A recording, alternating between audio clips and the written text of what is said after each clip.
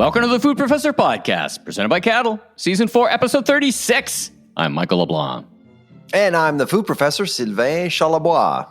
Our special guest this week recorded once again live at SIAL in Montreal, and our third interview of another innovation winner, this time the gold winner, Canada's top food innovation show, Eugenia Sanchez, Tertulia Brugge, and also with her is the great Isabelle Marquis, the president of the jury, back for the third time on the show. Yeah, absolutely. And Isabelle, actually, I had the privilege to present with her at SIAL this year. Being on stage with her was a thrill. And we didn't have any PowerPoints. We prepared PowerPoints and we just went on and ad-libbed for a half an hour together. It was a lot of fun. Our presentation came from the heart. It was great. Not the heart, not the PowerPoint. Exactly. Yeah. Well, we talked about the 50th anniversary of the new food guide, and of course she's a nutritionist. She's an expert in health sciences, and so we really had a great discussion with the crowd as well, and it was a whole lot of fun. She brings a great perspective to our conversation with the winner because she gives us context about what the jury thinks, how the jury operates, what made them stand out amongst many great competitors. So stay tuned. And you're talking from Spain this morning. So what are you doing in Spain? That's right. You and I swapped lives, or at least we swapped travel lives. Last week you were in Berlin. This time I'm in Spain. I'm live here attending. I'm live, obviously. I'm here attending.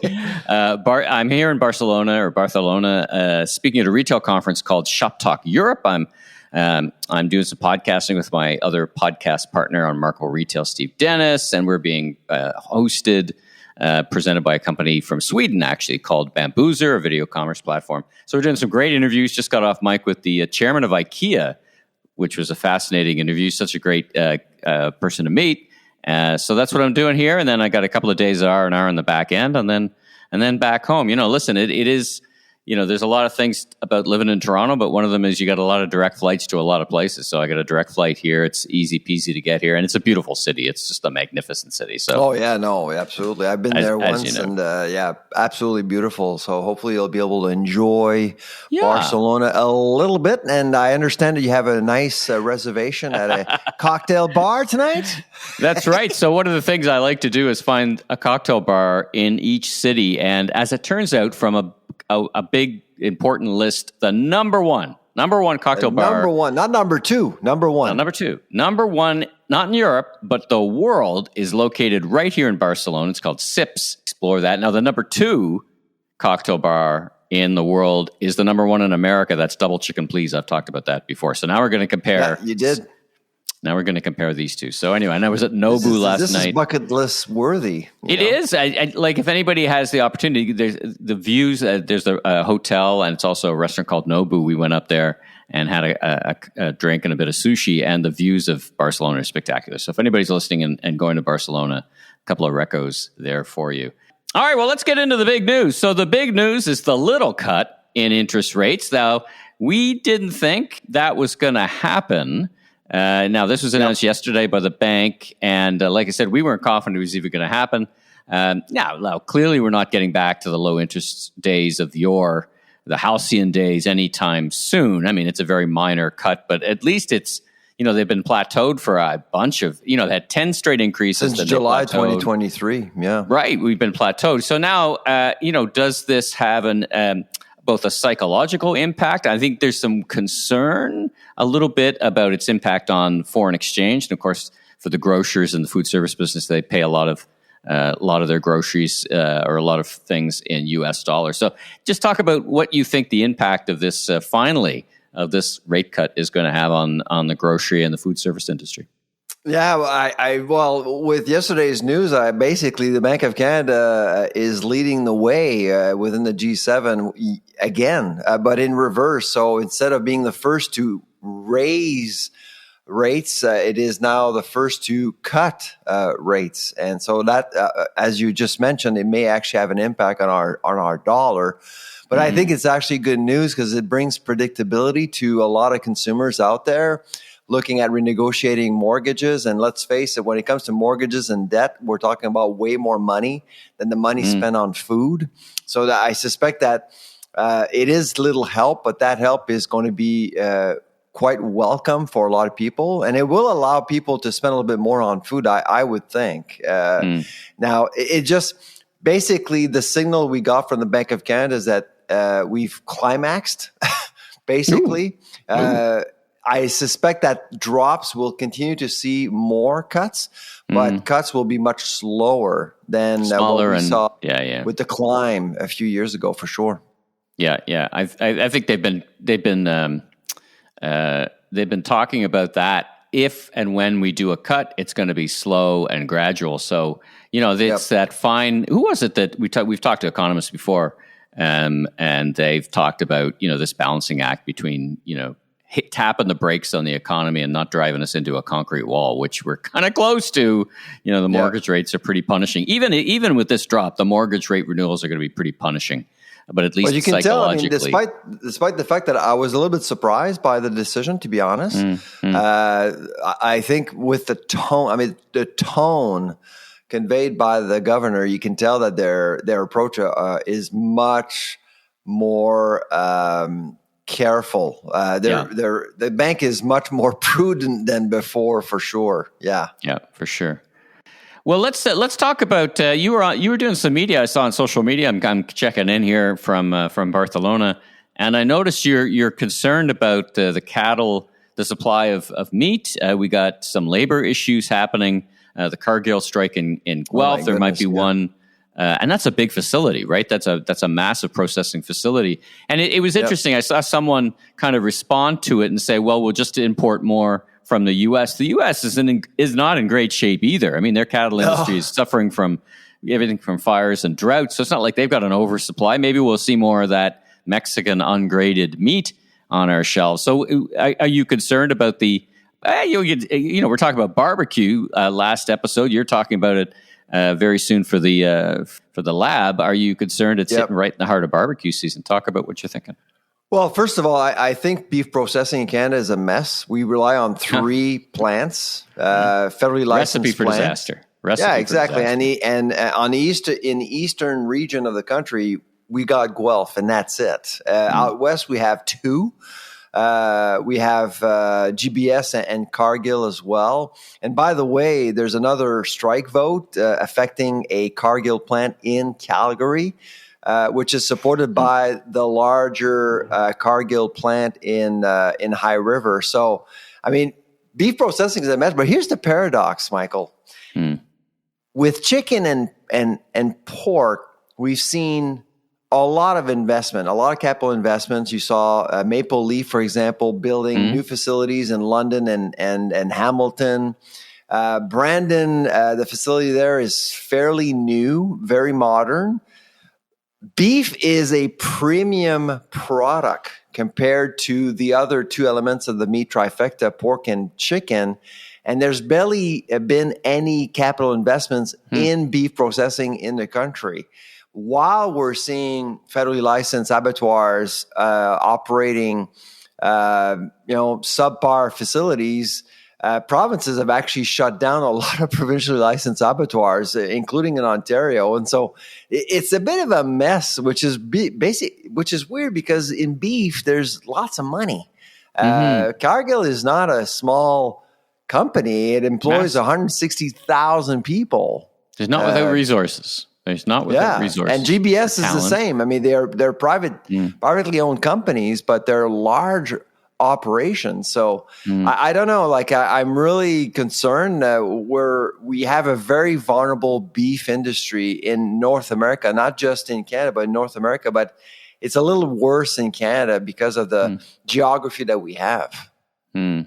Well, let's keep a close eye on it. As you say, it's in the heart of barbecue season, and beef is already expensive and already hard to come by. It's not the only labor. But make no mistake, you're going to have something to buy at the meat counter at the grocery store. It's just we don't know what it's going to be and where it's going to come from. But you will. Grocers will make sure you have something to buy. Right. There's not going to be any shortages for sure.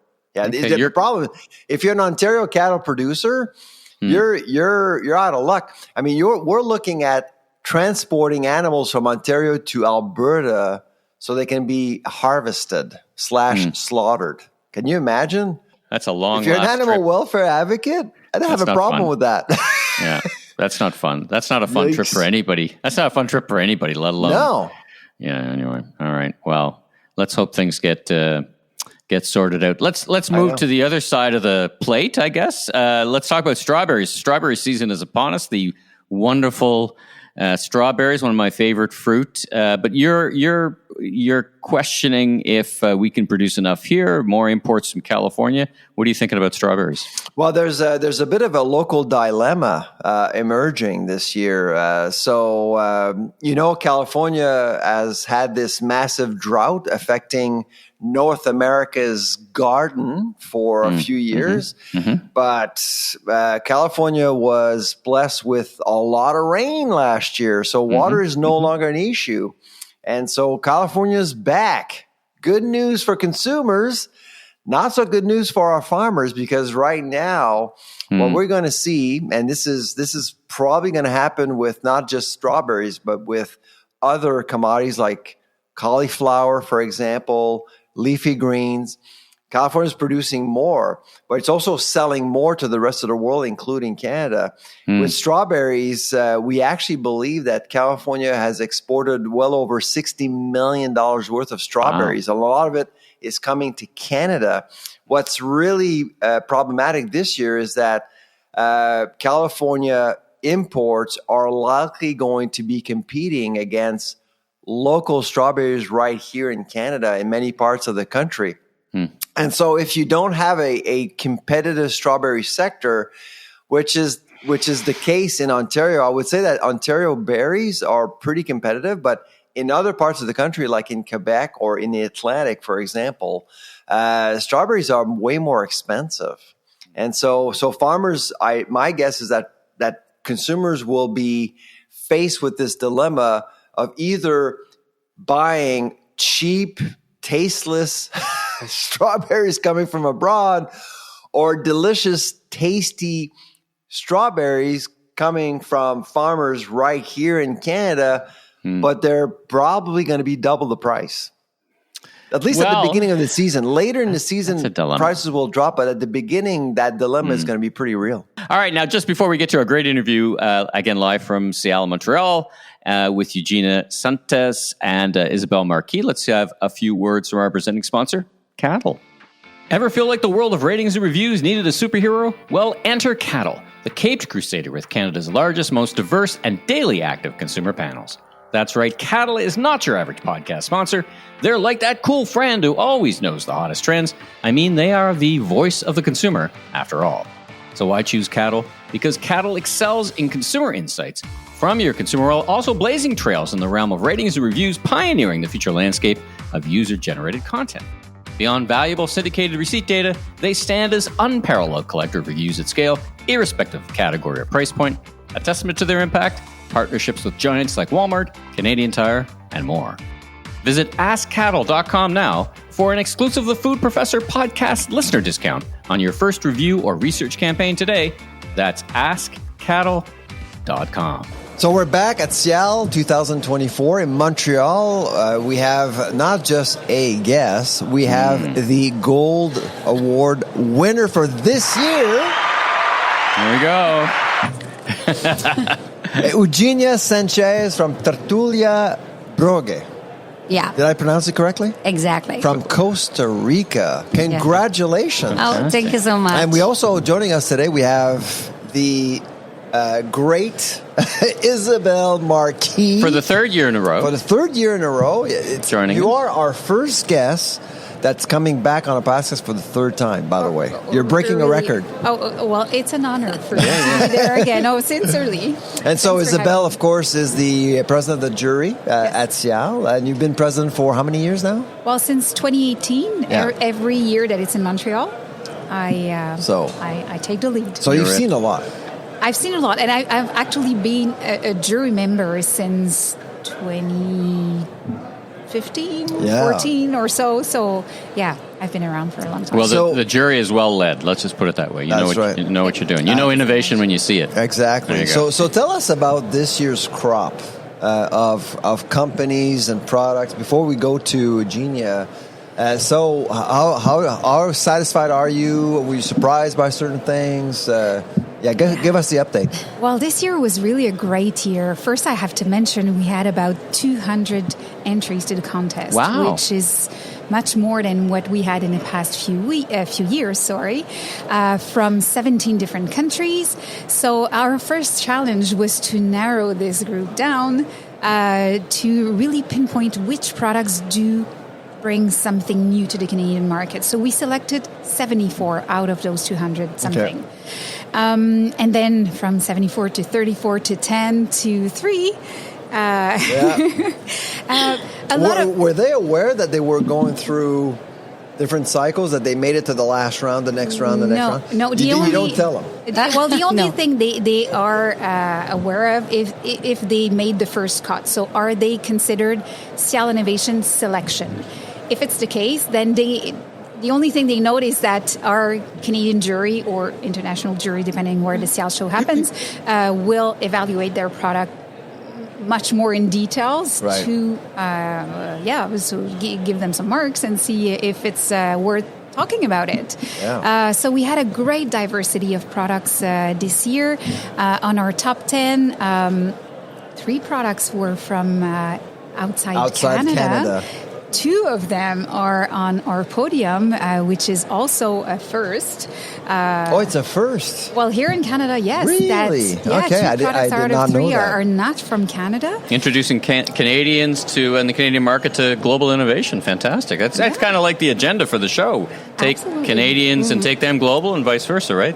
There you go. Beautiful trade. And a diversity of product and packaging that was really, really cool. So we had, coffee, but soups, pizza box, pepper. Not just coffee. I'm looking at, for the listeners, I'll explain it. We'll get to it, but we've got just beautiful presentation, and we've got this innovative, you'll explain it, our guest will explain it, but this pour coffee through this process in a cup. I mean, it's pretty interesting stuff, For one cup. Yeah, single absolutely. cup. And you had pizza boxes. You had all kinds of stuff. I saw. Fantastic. It was extremely diversified. So a big challenge for our jury, but a big thank you once again to all my jury members who were extremely professional and generous once again. And for the listeners, how long does this process take? It culminates at the show.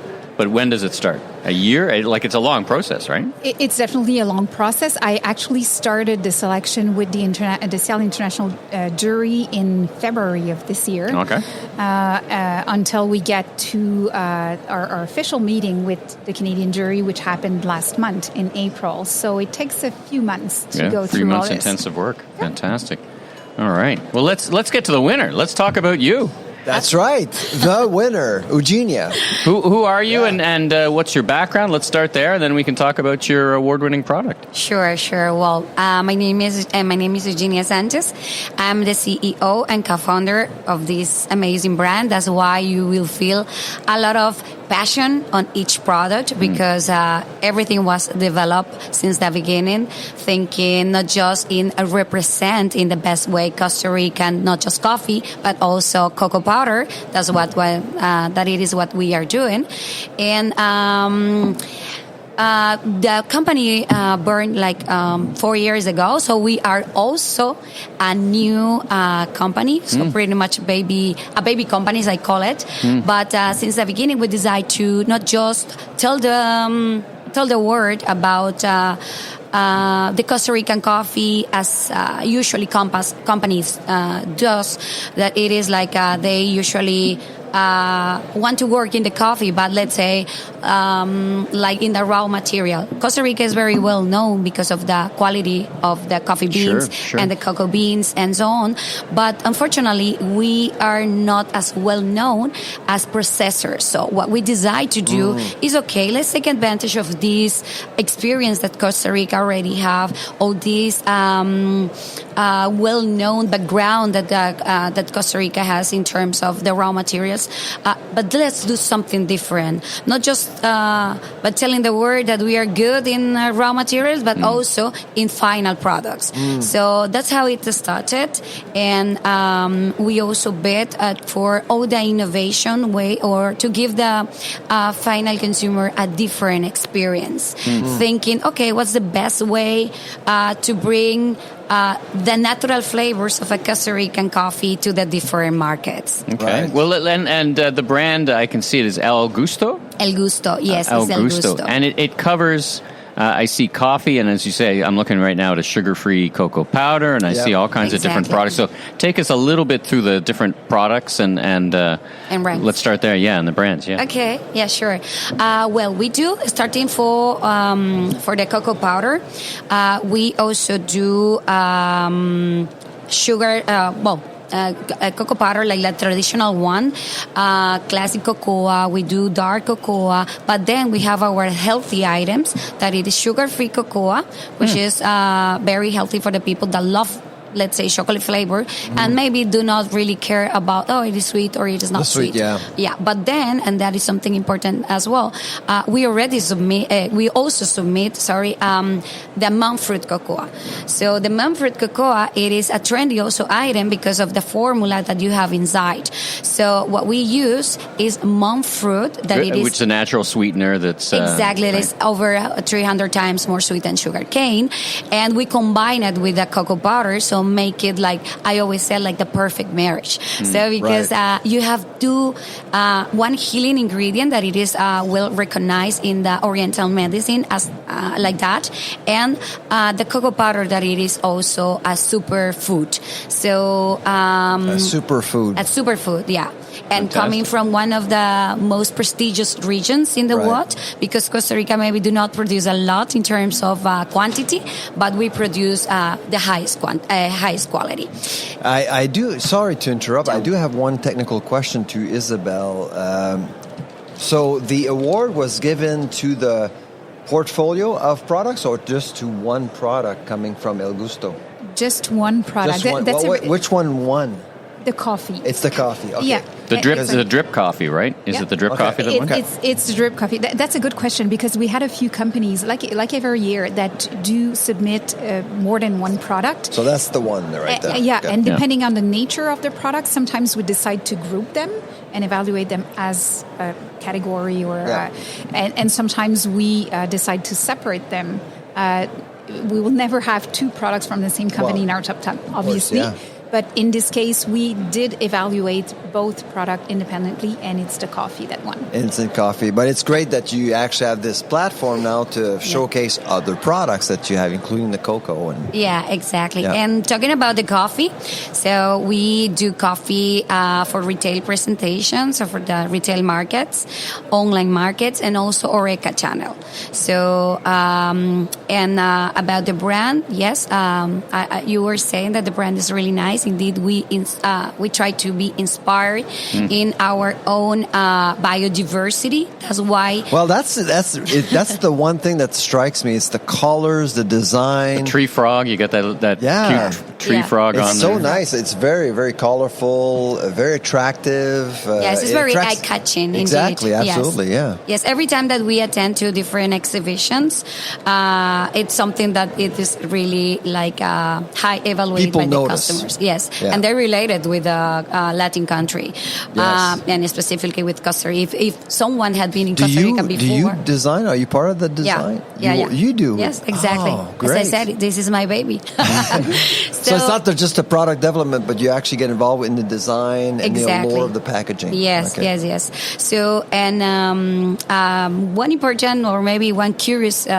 feature about the design is that all of them were made by hand. So that's why when you see it, it's very original as well. So an artist decided to do it by hand, and then it was vectorized to put it in the packaging. But that's why all of them are very original as well. So like a painting, and that's what the people also notice when they have like the product in their hands.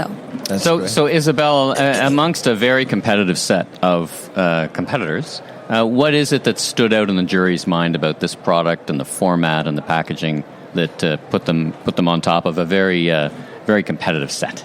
A very competitive set, yes, indeed. Actually, it's not so much the coffee itself that won caught our attention, but the packaging itself. So the concept of drip coffee, which is something that we had never seen here in Canada, and the attention to details. So obviously, as Eugenia just said, the coffee inside is of top quality, and it's very good, by the way, if you want to try it. In and of itself, not innovative in the way that you look at it, right? Exactly. So, if you want to take it, you have that little pouch and you correct me if I'm wrong, Eugenia, but they used a very specific material that helps to infuse the coffee in just a perfect way, so that you get top quality coffee. A real on-the-go coffee. You were judging, did you actually try the technology? Did you try the coffee? Well, we definitely opened it. Okay. And you weren't there. You weren't there to show Exactly, them. exactly. You never know what they are gonna use it, and you always be a little bit nervous. Are they gonna know how to do it? Do they know exactly how they do it? They optimize the flavors. Exactly, exactly. So what was the inspiration for this unique format? Now it's a little. Isabelle, you did a good job describing it. It's kind of a single use. It sits on a cup. You pour your coffee through it. We'll put some pictures in the show notes so people can understand. But what inspired this award-winning format for coffee? Did you see it globally? Did you say, I'm going to solve a problem that exists, or how did it come up? I'm going to kill the Keurig machine. That's what she was thinking. Well, indeed. 3 years ago, I went to an exhibition in China, and I saw something similar, but for tea. So, and then I started thinking, because of course it was in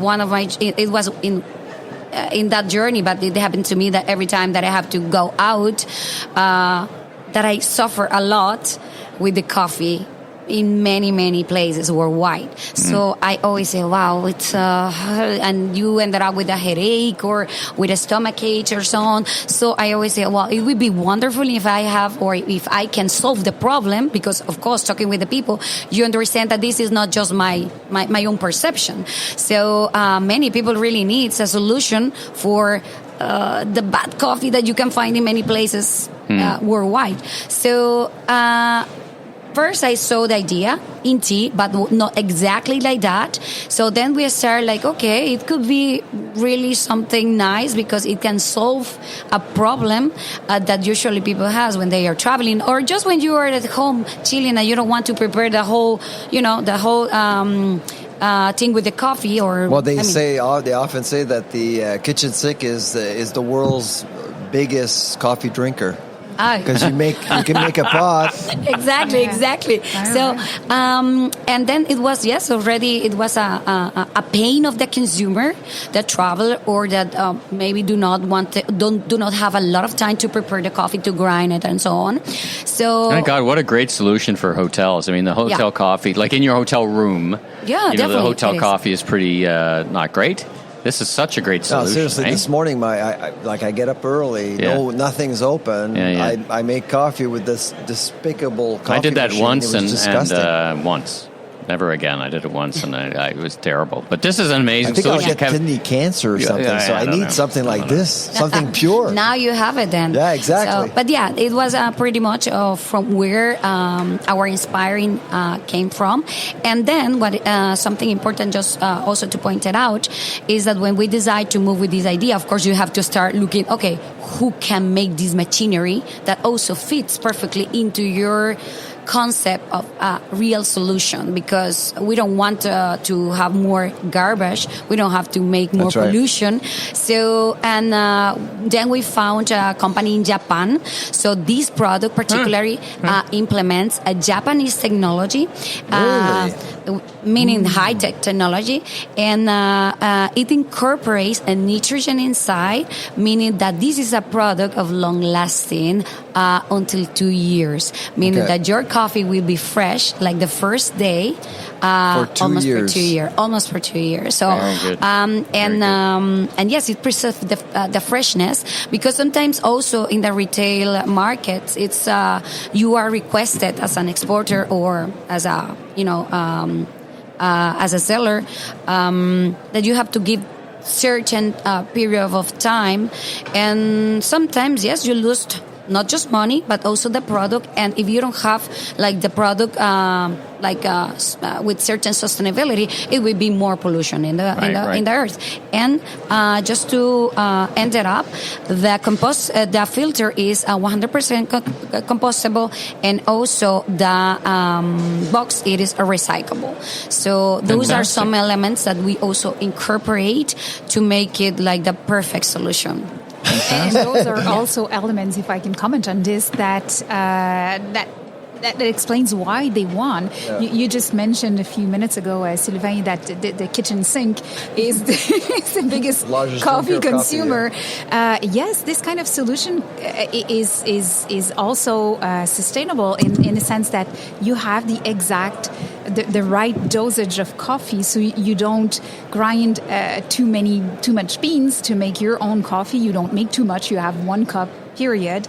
And the packaging itself, we know that after you've done your coffee, the coffee itself is compostable, but never the packaging. So in this case, you don't have to separate. There's no manipulation. Exactly. You take the thing, you compost it, coffee and packaging together. So reduction of waste in 2 different ways. So we thought it was not only interesting but also well in sync with the impression or what we expect from a country like Costa Rica that is very well positioned in terms of being more sustainable.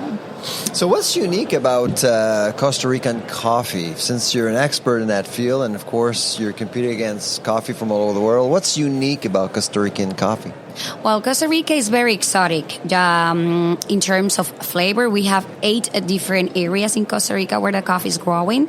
And I think probably you have heard about this French word that it is terroir.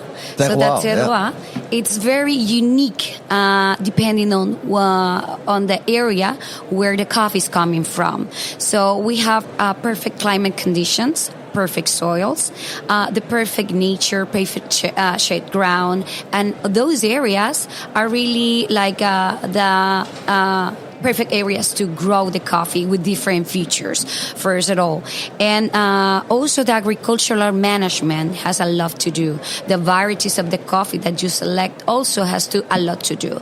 And we try to keep it like very authentic. We do not use in Costa Rica a lot of varieties that have been modified genetically. Right. So, and meaning that we really keep like the or single origin coffee. So not just the flavor. Well, we are quite exotic, not just because of the flavors and all what I just explained you, but also because Costa Rican coffee is not that common. I mean, we just produced 1.2 million sacks, which is nothing, because let's say that the biggest country produced 66 million sacks. So 1.2 against 66 gives you an idea of how exclusive and how unique can be Costa Rican coffee. And talking about sustainability and the agricultural management, of course, we also bet to decrease fertilizers use. Also in the process, in the mill process where the coffee is going, we use almost no water with the new systems that we have, and we implement high technology to not just be competitive, but also to standardize the quality of the product worldwide. Right. Yeah. And so this is day 3. We're almost done here at SIAL. So how was SIAL for you with your products? Did you actually, were you able to interact with a lot of people? Well, and what was your goal at SIAL? And after 3 days, to win. Well, Definitely. well, that makes everything else easier, don't you think? Yeah. So. Definitely. Well, this is the first time that we participate in SIAL. So, okay. Yes, this is the first time. Indeed, I think Costa Rica is as a delegation is the first time that we are here. Oh, okay. So because there are some other there Yeah. are some other companies from Costa Rica. So how as many well. companies are there from Costa Rica? Five. Okay. Yeah. Okay. So for us it was really interesting. So when are you going to go back? They're going to wait you at the airport with flags and everything. Probably, I really hope so. You get a parade through the rainforest, and you get all. It's going to be fantastic. It's going to be fantastic. So listen, thanks so much for joining us on the podcast. If people want to learn more about your product, whether that's people who want to retail it or consumers, where do they go to find out more? Just right now, as I was saying, we are pretty much here and we decide to participate because we want to increase our position in different markets because, as I said, we just started 4 years ago, but doing the things as we have been doing, we export mainly out of America. Okay. So we are in 12 countries, mainly in Europe and the Arabic countries. But We have a website that yes, elgustofoods.com, and also in social media you can find us in gustofoods.com. and you can find us in the social media as El Gusto Foods. And if they want to get in touch with you, are you on like a LinkedIn platform? What's the best way to get in touch with you? In LinkedIn it's with my name, Eugenia Sanchez, but definitely through the social media is better, through Instagram or Facebook with El Gusto, because yes, you can get connected directly with us. And hopefully very, very soon we will have the whole rank of products of El Gusto in Canada, because it was our main purpose. Fantastic. Or our main objective. So, and now, as we were told all these days, what a great way to enter a new market with a gold award. Yeah, absolutely. It is a big exposure, and also it is not like the same that when you just put the stand and you just make all the, let's say, trying to make marketing. This is a real nice direct marketing, and everyone already knows who we are. So that's really great, and that's why we are really grateful with the organization, with Isabelle, the jury. So because this is a big opportunities for small countries like ours that are trying to also increase the presence in different markets. So it is a wonderful exposition, and yes, and we really appreciate that. That's great. Yeah. Listen, congratulations again, and thank you for coming on our podcast. Isabelle Marquis, president of the jury, thank you for coming. Eugenia Sanchez from Tertulia, Brugge, thank you again for coming to Canada, and come again. Yeah, definitely. Come back anytime with more coffee. Sure. It will be. And it will be very soon available for all the Canadian market as well. All right. Safe travels. Thank you. So let's turn our mind to the kind of one of the last things to talk about is a great article in the Globe and Mail this week from one of our favorite writers, Susan Karansky, who does a great job covering the retail sector, talking about Walmart and their ambitions in the grocery aisle. They did an interview with their CEO, Gonzalo Gerba, who I know and has been, I've had the great opportunity of interviewing him on a stage, talk about the grocery industry. So a couple of interesting things about the article. I mean, he talks about, they're in the midst of this big Canadian renovation plan, $3.5 billion. They just renovated the store close to me as their flagship store, and doing 30 more this year. So they're investing a lot in the country and in their stores. And they say their market share, or as Susan does, I guess, is about 7.5% to 8%. And they really do see putting the real focus on growing that. Because I think what you've seen in the U.S., in the U.S., it's more like 25%. And it's really been number one in the U.S. Yeah. Number one in the U.S., which is a bit more of a fragmented market. But it's really been fresh for Walmart in the U.S. Has been a huge competitive advantage online versus organizations like Amazon, who just can't compete and fresh is a real differentiator. So they clearly have ambitions, and so when people talk about it not being competitive enough market, I think consider Walmart's going to grow share, and that turns the heat up on the competitive environment. What do you think? Do you agree, or what do you think of their ambitions? And do you shop any Walmart groceries? Do you go there to shop for? Oh, of course, yeah, absolutely. I mean, I wouldn't bet against Walmart. I mean, it's just. It's a massive organization. It's very successful with its logistics. Yeah. Leadership, great leadership. I know many years ago, they did have this ambition of becoming the number one grocer in Canada.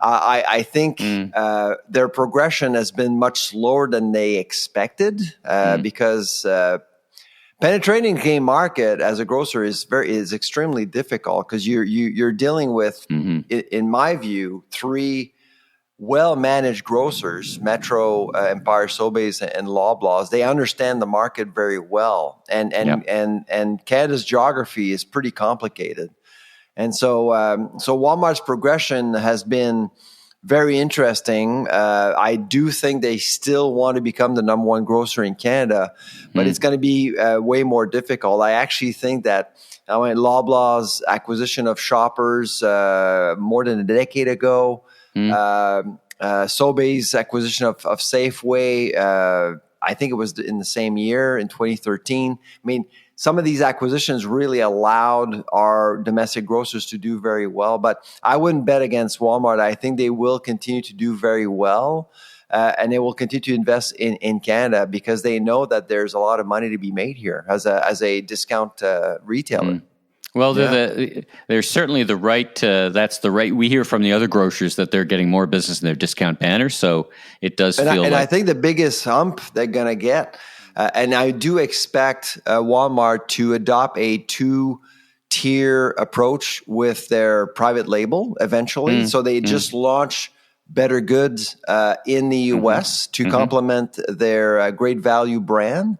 Yeah, in the U.S. It's only in the U.S. for now, but I wouldn't be surprised if that strategy actually is expanded to Canada. I actually think, and that double tier approach will absolutely become a menace for Loblaw in particular, in my view. I don't know what your thoughts are, but Better Goods, they're really. It's the president's choice for Walmart, and I think that's really the one element that's missing at Walmart right now. Good luck to everybody, really, because Canada wins when these big grocers compete. So there you go. All right. Well, listen, once again, live I'm overlooking the wonderful city of Barcelona, not to make everybody envious, but I'm Michael LeBlanc, media entrepreneur, global traveler these days, podcaster, consultant, and keynote speaker, and you are? And I'm the food professor, Sylvain Charlebois. Well, all right. I'm back home next week. We'll be back on the mic next week. We're going to chill out. There's a little hint next week. We're going to chill out with our guests next week. So stay tuned. Stay tuned for another interview, and safe travels to everybody. And Sylvain, you're always on the move as well. So safe travels to you, and we'll talk again next week. Take care.